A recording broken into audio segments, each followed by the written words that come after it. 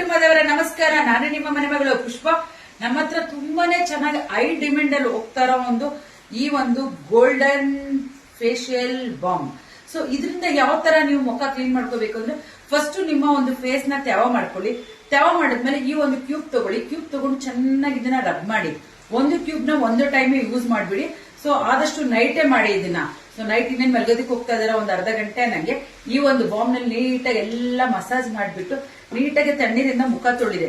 ತಣ್ಣೀರಿಂದ ಮುಖ ತೊಳೆದಾದ್ಮೇಲೆ ನೀವು ಇದು ತುಪ್ಪ ಇಲ್ಲ ಅಂದ್ರೆ ವಿಟಮಿನ್ಸ್ ಸಿ ಸಿರಮ್ ನ ಹಚ್ಬಿಟ್ಟು ಫುಲ್ ಫೇಸ್ ಹಚ್ಬಿಟ್ಟು ಬಿಟ್ಬಿಟ್ಟು ಹಾಗೆ ಬಿಟ್ಬಿಡಿ. ಬೆಳಗ್ಗೆ ಎದ್ದು ಮುಖ ನೋಡಿ.